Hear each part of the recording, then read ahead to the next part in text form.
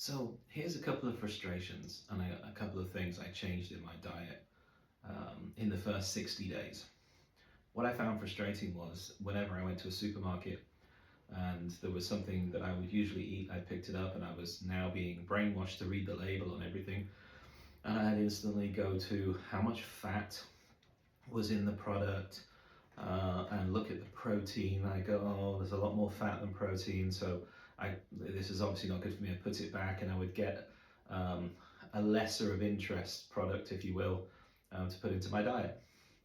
But without going to, you know, look at vegetables and produce and things like that, I mean, there isn't really. If you follow those rules, we'd all just be starving, right? We wouldn't eat anything at all. We would just sit there and watch our partners, our siblings, having their meal and enjoying it, and we wouldn't have anything. So, uh, what made me change my perspective on this? Again, going back to the research I did online, fat is good for you. Now, fat is good for you in moderation, and it's the right kind of fat. If it's saturated fat, no, I don't put saturated fat into my diet. Polyunsaturated fat and fat from things like avocados and things like that, superb, that's what you want into your diet. One of the first things that I removed was, after looking at the labels, was I went cold turkey initially, no carbohydrates. Now, I don't know if you all remember, there was a diet many years ago called the Atkins diet, and it was all zero carbs. It was all different kinds of meats, eat whatever you like, and of course it worked. People lost a lot of weight on it, but the weight didn't fall off and stay off because there was a lot of saturated fat in it. So I cut carbohydrates completely, and I went completely healthy. Vegetables, steamed vegetables, and lean meats, and you know, just fresh produce, if you will, produce. So I started to notice that I was having to drink a lot of water just to calm down the headaches.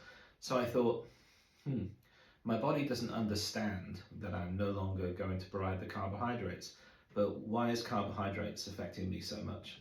So carbohydrate is basically sugar. So whenever you see the word carbohydrate, think sugar.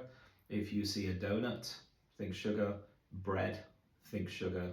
Pasta, think sugar. Rice, think sugar. So if you put carbohydrate into a category, I would put it into sugar, because that's essentially what it is, and it's how your body recognizes it and processes it. So I added it back in, but in moderation, and I slowly reduced it. I called it turning down the glucose dial. And once I started to do that, I started to notice within a week a magnificent turnaround of difference in just how I felt, more energy and clearer thinking and things like that. So that was one of the first things that I took out the diet. And there was also taking out steak, for instance, which we know is protein. I took steak out of my diet because of the saturated fat that's associated with steak. And I felt worse. I wasn't getting enough protein. I felt my muscles were aching, I was lethargic, and I put steak back in. So I had to start thinking again about what I'm going to take out, what I'm going to put in. One of the things that astonished me was I started to snack on dry apricots. Now, realistically, dry apricots have a lot of sugar in them, but they weren't spiking my blood sugar. They were taking away some of the hunger that I was certainly experiencing. I used to snack on them, and walnuts. Walnuts was another favourite that I used to snack on because there's healthy fats in walnuts and fibre, etc.